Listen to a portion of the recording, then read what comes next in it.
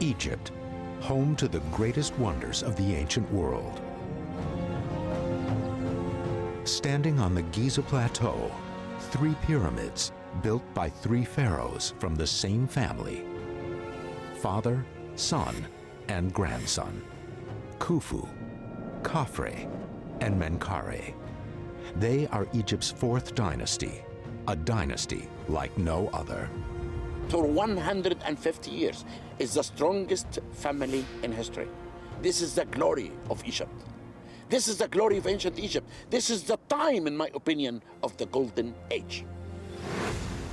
The 25th century BC, Egypt is the most advanced civilization on Earth, and the pyramid is the ultimate symbol of a pharaoh's power. It's his tomb. It's his monument. It's what wins him immortality. The construction of the pyramids demonstrates such precision and technical mastery that even today we struggle to understand how they were engineered. It's actually only once you get up close to the blocks that are used to construct these pyramids, for me at least, that I've begun to understand the scale on which these men were thinking.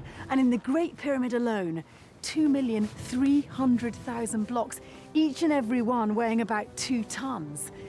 That's why, for the last 4,500 years, the pyramids have been regarded really as one of man's greatest achievements.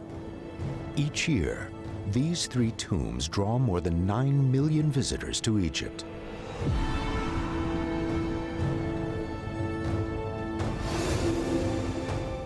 But just 5 miles away, at a place called Abu Rawash, excavations are taking place on the ruins of what could be a lost 4th pyramid. Very few came to this place. We have places in Egypt that no one knows. People look only all the time, only at the pyramid of Khufu.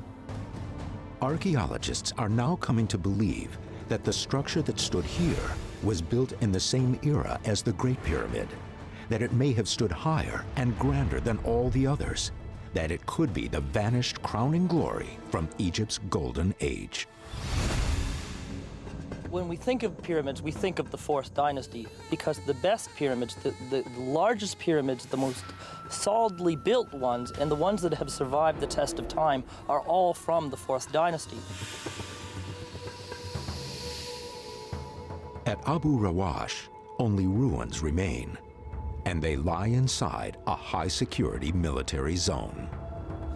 Veiled in secrecy and security, these delicate excavations have been in progress for more than a decade. Now, Dr. ZAHI HAWASS, director of Egypt's Supreme Council of Antiquities, has permitted a team of experts to enter the site and examine it for themselves. Abu Rawash was really away from the eyes of everyone because it was in the past a military area around it. Then it was impossible for anyone to visit except me. The team that's going to weigh the evidence is made up of Egyptologists and archaeologists from all over the world. I think the exciting thing is that we actually have a monument which, for most people, is completely unknown, and even for specialist Egyptologists, is something of an enigma. Only a handful probably have ever visited it. This team wants to determine for itself what was built here. Was it a pyramid, or perhaps some other structure like a temple? If construction began only to be abandoned, or if a building was completed only to be torn down. They want to know why anyone would choose to build on this inhospitable site. And yet, for all its drawbacks, Abu Rawash's location has one major advantage over other pyramid sites. It's already a mountain that rises to the sky, and what better location than, instead of having a plateau, is actually have a hilltop and then cap it with your pyramid. If this is the location of the legendary Lost Pyramid, then tradition says it was built by a little-known pharaoh called Djedefre. The few accounts of his reign paint him as a vain and tyrannical ruler, a man who murders his way to power and is in turn himself murdered. He lives and rules in a dark and turbulent period of Egyptian history. Early historians managed to put everything in this story. They saw murder, they saw incest, they saw monumental megalomaniacs building enormous, unprecedented tombs. It was just a heady cocktail of intrigue.